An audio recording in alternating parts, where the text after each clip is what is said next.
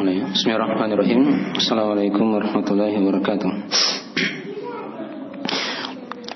Innal hamdalillah nahmaduhu wa nasta'inuhu wa nastaghfiruh. Wa na'udzu billahi min shururi anfusina wa min sayyiati a'malina. May yahdihillahu fala mudilla lahu wa may yudlil fala hadiya lahu. Asyhadu an la ilaha illallah wa la syarika lahu. Wa asyhadu anna Muhammadan abduhu wa rasuluh sallallahu alaihi wa alihi washabihi wa man tabi'ahum bi ihsan ila yaumiddin, amma ba'd. Ma'asyiral ikhwani wa akhwati fid din, azani Allah wa iyyakum rahimani wa rahimakumullah. Pada malam hari ini kita akan lanjutkan pembahasan kita mengkaji kitab Fadlul Islam yang dikarang oleh Syekh Muhammad bin Abdul Wahhab An-Najri rahimahullahu taala. Ya, sudah kita terangkan dari dua sesi dari pendahuluan buku ini seputar judul buku dan pengarang buku ini juga, serta gambaran global dari buku yang kita akan kaji. Dan juga sudah kita terangkan dari cakupan dari keutamaan Islam yang mencakup dari Islam itu sendiri, agamanya. Yang kedua mencakup dari umat yang berpegang teguh dengan Islam yang benar. Dan yang ketiga itu mencakup dari umat Rasulullah SAW yang mengamalkan sunnah beliau SAW. Ya, itu ada tiga cakupan dari keutamaan Islam di situ ya. Dari hal yang mewarnai dari buku keutamaan Islam ini. Nah, jadi kadang kembali kepada agama, kadang kembali kepada umat Islam secara umum, dan kadang kembali kepada umat Islam yang memang berpegang teguh dengan keislaman yang benar. Ya. Jadi masing-masing itu punya keutamaan dibanding dengan yang lainnya. Kalau agama kan jelas, agama Islam ini dia punya keutamaan dibandingkan dengan agama-agama yang lain. Umat Islam juga seperti itu, dia punya keutamaan dibanding dengan umat-umat yang lainnya. Dan orang-orang yang berpegang teguh dengan Islam yang benar, ya, dengan sunnah Rasulullah SAW, menjauhi bid'ah, itu punya keutamaan dibandingkan dengan yang lainnya dari umat Islam yang tidak berpegang teguh dengan sunnah. Ya. Jadi dari cakupan keutamaan Islam yang akan mewarnai dari buku yang kita akan kaji ini. Baik. Dan juga sudah kita terangkan dari keutamaan mengkaji buku Fadlul Islam ini, keutamaan Islam. Ya. Ada beberapa keutamaan yang sudah kita terangkan. Dia merupakan sebab keteguhan seorang dalam beragama, dan juga dia merupakan sebab keistiqomahan, sebab seorang bisa mengikuti sunnah Rasulullah dan menjauhi bid'ah. Ya. Karena buku ini selain dia menerangkan keutamaan Islam, dia juga menerangkan tentang ciri Islam itu dan ciri dari sunnah Rasulullah sallallahu alaihi wasallam, dan sekaligus akan diterangkan tentang lawan dari Islam atau lawan dari sunnah, ya, yaitu bid'ah. Ya. Jadi arahnya memang mengarah kepada metode beragama, manhaj dalam beragama. Baik. Itu di antara dari hal yang sudah diterangkannya pada pertemuan sebelumnya. Nah, sekarang kita akan masuk di bab yang pertama di bukunya di halaman 5 ya, dari buku panduan.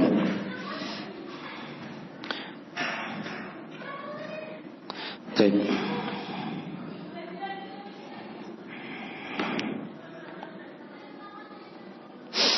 Di bab yang pertama kata beliau rahimahullah taala, babu fadlul Islam, bab tentang keutamaan Islam. Di sebagian cetakan di situ ada tambahan Bismillahirrahmanirrahim. Ya. Wabihi atau bihi nasta'inu. Ya. Ada di Samantum cetakan itu? Hah? Tidak ada? Tidak ada kata Bismillahirrahmanirrahim?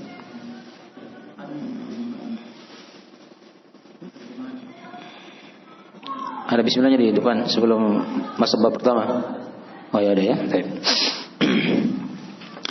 Ya. Jadi dari kebiasaan penulis rahimahullah ta'ala ya, memulai bukunya dengan Bismillahirrahmanirrahim. Ya. Bismillah kan dimaklumi ya. Bismillah itu maknanya dengan nama Allah. Dan Allah adalah yang disembah atau yang diibadahi oleh seluruh makhluk. Itu yang diterangkan oleh Ibn Abbas. Adapun nama Ar-Rahman dan Ar-Rahim itu dua nama dari nama Allah yang maknanya mirip. Ya, dari kata rahmat. Dari kata rahmat, yang maha merahmati. Hanya ada perbedaannya ya.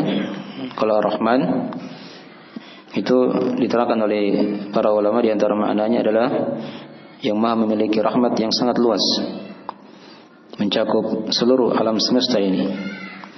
Dan adapun Ar-Rahim, dia Allah yang memiliki rahmat yang khusus, yang diberikan pada orang-orang yang beriman saja dari hamba-hambanya. Ya. Itu dari makna ringkas Bismillahirrahmanirrahim. Ya. Nah, dan penulis rahimahullah ta'ala memulai bukunya dengan Bismillahirrahmanirrahim itu dengan 3 sebab ya. Ini sudah kita sering ulangi juga di pembahasan buku. Ya.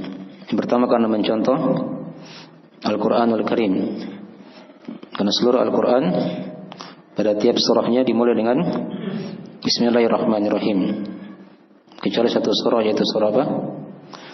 Surah At-Taubah atau surah Al-Bara'ah. Nah, dia langsung bersambung dengan surah Al-Anfal tanpa ada Bismillahirrahmanirrahim di awalnya. Ya, dan itu dibahasnya di ilmu-ilmu tafsir tentang masalah itu. Ya, dari seluruh surah Al-Quran diawali dengan Bismillahirrahmanirrahim. Jadi penulis rahimahullah ta'ala mencontoh hal tersebut. Ya. Bukunya juga beliau awali dengan Bismillahirrahmanirrahim. Kemudian yang kedua, dari makna atau dari faedah memulai buku dengan Bismillahirrahmanirrahim, karena mencontoh sunnah Rasulullah Sallallahu Alaihi Wasallam. Ya.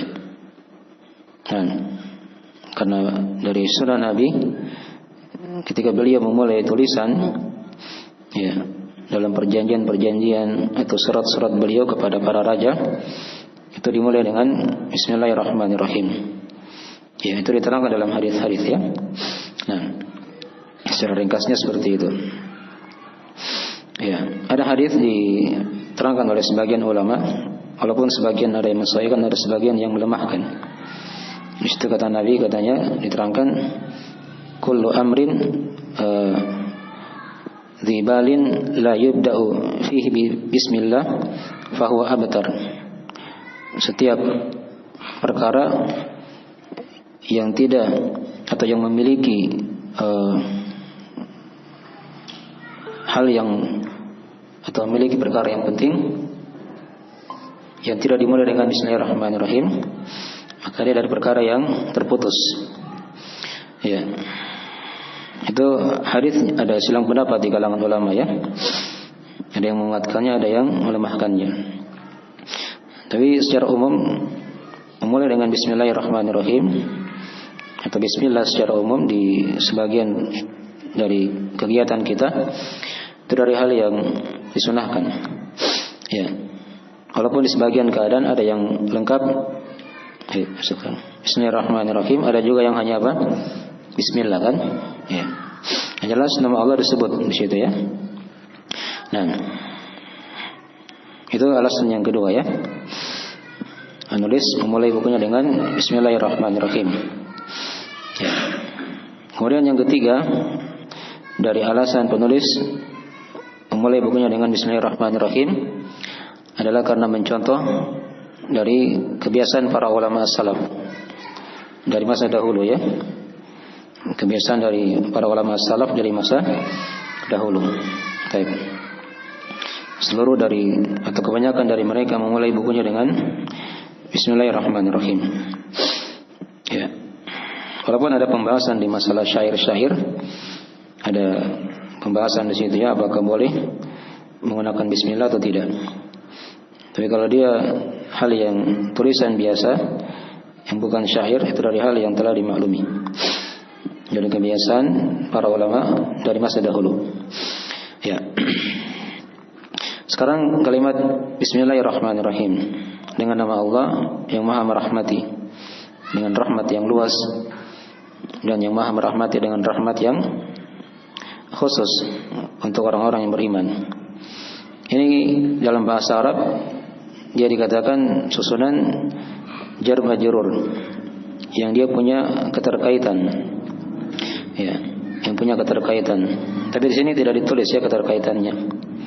Ya. Nah, kalau para ulama yang lain itu menerangkan jar majrur itu dia terkait dengan kalimat yang dihilangkan. Ya, yaitu aku menulis. Gitu kan? Jadi bismillah aku menulis. Gitu ya. Nah, hanya kan dihilangkan dia karena sudah dimaklumi, tidak ditulis. Ya. Dan jar majrur ini Bismillahirrahmanirrahim itu dikedepankan. Dikedepankan dia ya, baru fi'ilnya di belakang. Aku menulis. Ya sama kan antum juga kalau misalnya mau berjalan kan, kita bilang Bismillah, tapi kadang tidak disebut. Aku berjalan, gitu kan? Aku naik kendaraan, dan seterusnya kan? Nah, itu karena sudah dimaklumi oleh orang yang mengucapkannya. Paham ya? Jadi mereka tidak sebut lagi karena memang sudah diniatkan. Ya, dia mau bikin apa kan? Mau kerja apa? Bismillah, gitu kan? Dia mau kerja apa begitu. Walaupun tidak disebut, itu dari hal yang sudah dimaklumi. Ya sama dengan kalau orang menulis, misalnya kayak di sini ya, penulis ingin menulis bukunya, ya dimulai dengan Bismillahirrahmanirrahim. Ya, itu kan beliau sudah niatkan untuk menulis buku. Ya, jadi tidak ditulis aku menulis karena sudah dimaklumi, sudah dimaklumi. Jelas ya? Baik. Itu dari mana ya? Tapi kenapa sekarang Bismillahnya dikedepankan daripada kata kerjanya aku menulis? Ini kata para ulama dengan dua faedah. Dengan dua faedah. Ya. Faedah yang pertama untuk mencari berkah. Mencari berkah. Ya.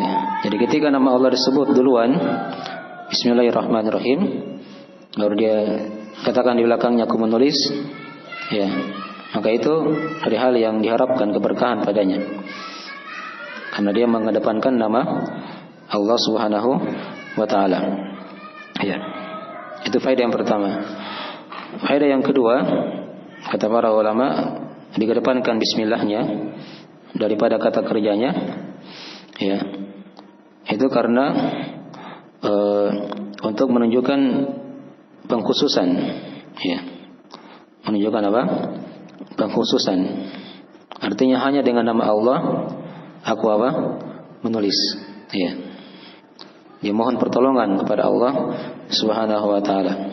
Jelas ini ya? Baik. Jadi dari dua faedah ya. Ya.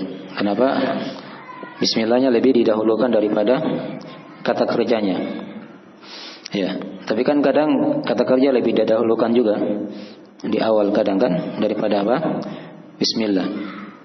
Ya. Sama kan dengan ayat di surah Al-Alaq itu kan? Iqra bismi rabbikal ladzi khalaq. Bacalah dengan nama Rabbmu. Nah, di situ kata kerjanya di mana? Di awal atau di belakang? Hah? Di awal kan?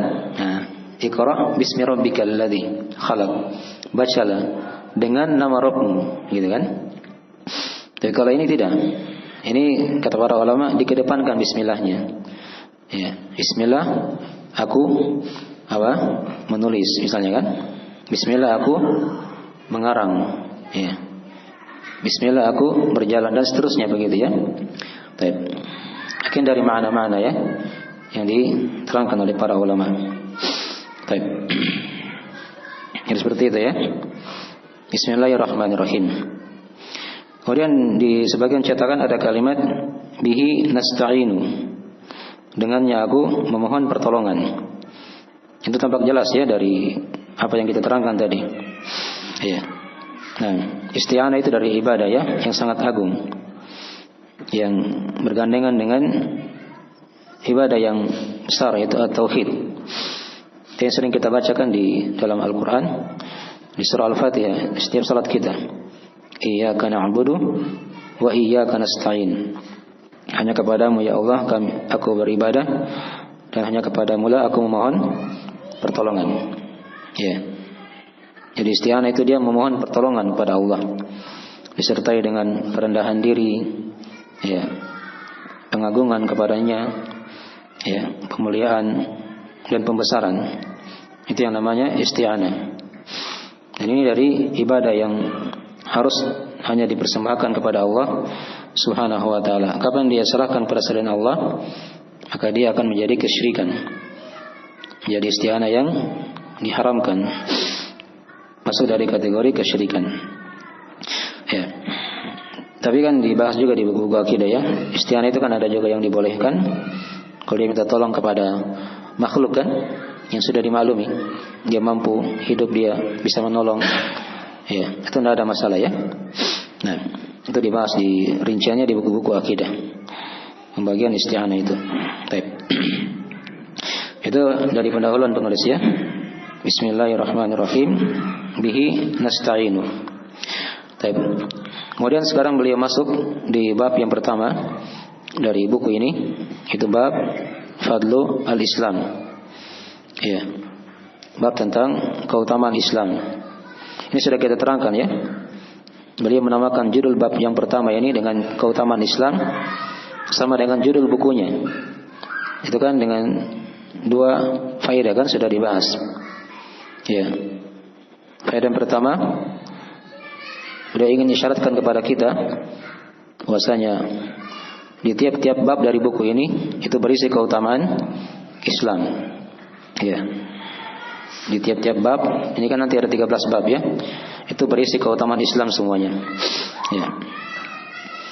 Kemudian kenapa beliau namakan bukunya dengan Fadlul Islam? Itu karena istimbat pada judul buku yang pertama ini. Ya. Langsung beliau terangkan bab keutamaan Islam. Jelas ya? Baik. Di ayat yang pertama, beliau bawakan situ ayat di surah Al-Maidah yang menjelaskan tentang keutamaan Islam. Ya, di sini ada 3 keutamaan yang kita akan terangkan ya. Islam itu adalah agama yang sempurna. Islam itu dia merupakan nikmat yang paling besar dalam agama. Dan Islam itu merupakan agama yang diridhai oleh Allah Subhanahu wa taala. Agama yang diridhai oleh Allah Subhanahu wa taala. Itu kesimpulan dari ayat yang pertama ini. Tapi kita lihat ayatnya diterangkan oleh beliau rahimahullahu taala. Nah, qaulullahi ta'ala al-yawma akmaltu lakum dinakum wa atmamtu 'alaikum ni'mati wa raditu lakumul Islam madina. Ya. Dan firman Allah taala, al-yawma akmaltu lakum dinakum. Pada hari ini kata Allah, aku telah sempurnakan untuk kalian agama kalian. Wa atmamtu 'alaikum ni'mati. Dan aku telah cukupkan nikmatku atas kalian.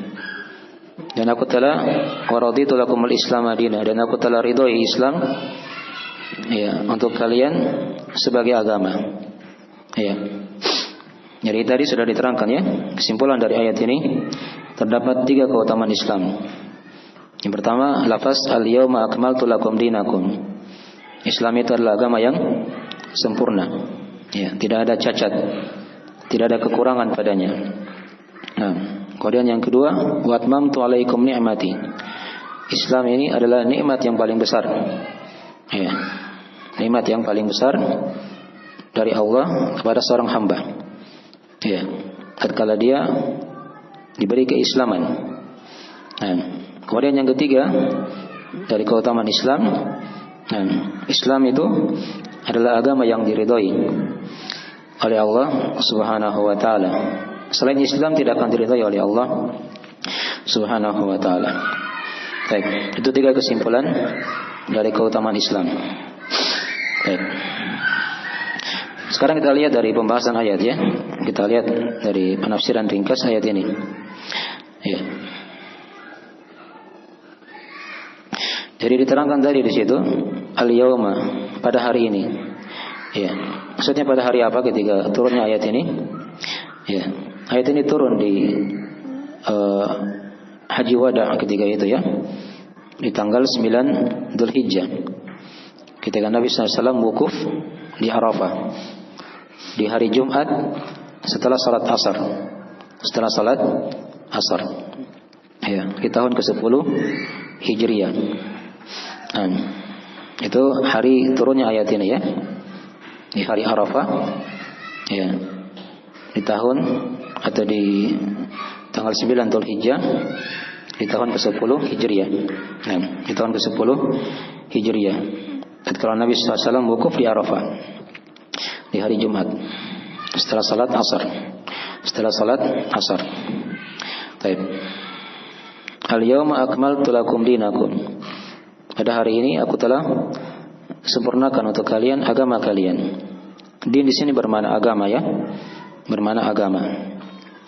Walaupun dimaklumi dalam ayat-ayat Al-Qur'anul Karim kadang lafaz din itu bisa bermakna hari pembalasan. Ya, seperti di ayat di surah Al-Fatihah kan? Apa ayatnya? Malik Yaumiddin. Ya, penguasa atau yang memiliki hari hari agama? Ya, hari pembalasan. Lafaznya sama. Yaumiddin, hari din. Ya, itu hati-hati ya, jangan sampai salah menerjemah maknanya. Nah, itu sudah 2. Kadang bermakna agama, keyakinan yang diyakini oleh seorang, dan kadang bermakna hari pembalasan. Kemudian makna yang ketiga, kadang din juga bisa bermakna amalan. Ya, bisa bermakna amalan. Ya, itu diterangkan dalam surah Al-Bayyinah yang sudah sering juga dihafal ya. Wa ma umiru illa liya'budullaha mukhlishina lahud-din hunafa. Ayat yang kelima ya di surah Al-Bayyinah. Dan tidaklah mereka diperintah kata Allah kecuali agar mengikhlaskan ya, din itu, amalan tersebut hanya untuk Allah. Hanya untuk Allah. Ya. Ketaatannya diikhlaskan hanya untuk Allah Subhanahu wa taala. Itu 3 makna din ya dalam Al-Qur'an. Nah, tapi di sini dia bermakna agama ya, hal yang diyakini oleh seorang. Al-yauma akmaltu lakum dinakum wa atmamtu alaikum ni'mati, dan aku sempurnakan untuk kalian nikmatku. Ya, nikmat di sini kata para ulama ada 2 makna. Ada 2 makna. Ada nikmat agama, ada nikmat dunia. Ya, seluruhnya telah disempurnakan oleh Allah Subhanahu wa taala. Nah, ya. Mencakup nikmat agama dan nikmat dunia. Baik. Kalau nikmat agama kan jelas di situ ya. Karena itu dirinci oleh para ulama. Tatkala Nabi itu berada di Mekah, ya. Beliau kan tinggal di Mekah berapa tahun? Sudah diterangkan di surah Salat ya. 13 tahun. Ya. Hukum-hukum yang turun di Mekah itu bermulai dari perintah salat. Ya, perintah apa? Salat. Tidak ada hukum hal yang lain yang diturunkan oleh Allah kecuali salat saja. Beliau salat di Mekah 3 tahun kan? Baru hijrah ke Madinah. Nah, di Madinah itu sudah turun rincian hukum di situ. Turunlah rincian hukum masalah puasa, masalah zakat. Ya, walaupun di Mekah sudah ada perintah membayar zakat, tapi rinciannya itu ada di ketika Nabi sudah hijrah ke Madinah. Ya, turun seluruh hukum-hukum syariat. Ya, sampai di hari ini ya, di hari turunnya ayat ini di tahun 10 Hijriah itu sudah hampir semua hukum-hukum sudah turun. Ya, sudah turun. Kecuali kata para ulama sebagian hukum yang berkaitan dengan warisan. Ya, karena ada jeda ya, karena ini kan tanggal tahun 10 Hijriah, bulan Dzulhijjah kan? Bulan terakhir. Nabi kan wafat di bulan berapa? Rabiul Awal tahun 11 Hijriah. Berarti masih ada berapa bulan itu? Ada bulan Muharram, ada bulan apa? Safar. Masih ada sekitaran 3 bulan. Kalau ditambah dengan turunnya ayat ini kan? Ini kan awal-awal bulan Dzulhijjah. Jadi di situ kata para ulama masih ada ayat-ayat yang turun juga sebagian ayat. Ya. Ada ayat masalah warisan, ya, masalah kalala ya dibahas di situ. Ada ayat masalah riba, ini turun di akhir-akhir kehidupan Nabi. Dan juga ada sebagian ayat di surah Al-Baqarah. Ya. Nah, itu diterangkannya oleh para ulama. Ya. Jadi maksudnya ayat ini kalau kita dengar para ulama yang mengatakan ayat yang terakhir turun itu surah Al-Maidah ayat 3, itu memang sebagian pendapat, satu pendapat ya. Tapi ada pendapat yang lain yang mengatakan di antara ayat-ayat yang terakhir turun itu surah Al-Maidah. Karena ketika turunnya ayat ini itu hampir seluruh dari hukum syariat sudah sempurna. Kecuali sebagian hukum yang kata para ulama yang lain masih ada yang belum turun. Ya, walaupun sebagian ulama yang lain tadi mengatakan sudah turun semua dengan turunnya ayat ini kan. Itu dua pendapat ya dari pendapat para ulama dalam memahami al-yauma akmaltu lakum dinakum. Baik. Ya, ada yang memahami sudah turun hampir seluruhnya dan ada yang mengatakan sudah turun seluruhnya. Sudah turun seluruhnya. Baik. Itu karena mereka berpendapat kalau yang mengatakan sudah turun seluruhnya berarti ayat ini ayat yang paling terakhir turun kan? Tapi kalau yang mengatakan sudah hampir seluruhnya turun berarti ayat ini mereka katakan dari ayat-ayat yang terakhir turun. Ya, bukan yang paling terakhir, tapi ayat-ayat yang terakhir turun. Dipahami ya? Baik. Jadi dari rincian turunnya ayat ini ya. Baik. Al-yawma akmaltu lakum dinakum. Wa atmamtu alaikum ni'mati wa raditu lakumul Islam madina, dan aku ridhoi Islam sebagai agama untuk kalian. Ya. Islam di situ bermakna Islam yang bermakna khusus. Ya, yang sudah diterangkannya di pendahuluan buku ini. Itu Islam yang dibawa oleh Nabi kita Nabi Muhammad sallallahu alaihi wasallam. Itu yang disempurnakan oleh Allah. Ya, itu yang dicukupkan nikmatnya. Dan itulah agama Islam yang diridhai oleh Allah Subhanahu wa taala. Wa raditu lakumul Islama dinan. Dan aku ridhai kata Allah Islam sebagai agama untuk kalian. Sebagai agama untuk kalian. Ya. Ini ada kisah juga diterangkan oleh ahli tafsir ketika turunnya ayat ini ya. Diterangkan dalam hadis Umar bin Khattab. Ketika itu datang orang-orang Yahudi atau sebagian orang Yahudi, dia berkata kepada Umar bin Khattab, kata dia ketika itu diterangkannya, ya Amirul Mukminin, ayatun fi kitabikum faqra'unaha law alaina ma'syaral yahudi nazalat latakhadna dzalika al-yawma 'idan. Kata si Yahudi ini, ada ayat di kitab kalian yang kalian baca. Ya. Andai kata turun ayat itu pada kami orang-orang Yahudi, maka kami akan jadikan turunnya ayat itu sebagai hari raya. Sebagai hari raya. Ini ayat yang dimaksud adalah ayat yang telah kita bacakan ini. Ya. Kata Umar ketika itu, ayu ayat apa itu? Yahudi baca ayatnya. Yahudi baca ayatnya. Al-yawma akmaltu lakum dinakum sampai akhir tadi. Ya. Nah, kata Umar ketika itu, qala qad arafna dzalikal yawm wal makan alladhi nazalat. Ya, nazalat fihi ala Nabi sallallahu alaihi wasallam wa huwa qa'imun bi Arafah yaumul Jum'ah atau yaumul Jum'ah. Ya. Kata Umar ketika itu, sungguh aku telah mengetahui atau kami telah mengetahui, kata Umar, hari apa ayat itu turun, ya, dan tempatnya di mana, serta dia turun di mana. Nah, dia turun di mana? Kepada Nabi Sallallahu Alaihi Wasallam. Nah, Umar terangkan di situ. Ayat itu turun ketika Nabi sedang wukuf di Arafah, sedang berdiri di Arafah pada hari Jumat. Ya, ini jelas ya. Kalau di Arafah berarti turunnya di Mekah. Ya, di hari Jumat, dan dirinci tadi oleh para ulama yang lain setelah salat asar, ya, atau di waktu asar. Nah, jadi ini ayat yang sangat agung ya, yang menjelaskan tentang keutamaan Islam. Ya, menunjukkan agama kita adalah agama yang sempurna. Nah, kalau dia dikatakan sempurna, ini juga kata para ulama ada dua sisi di situ ya. Kalau mau dirinci lagi, ya, sesuatu yang dikatakan sempurna itu kan pasti padanya tidak ada kekurangan. Ya, pasti ada hal yang lebih. Itu satu keutamaan. Ya.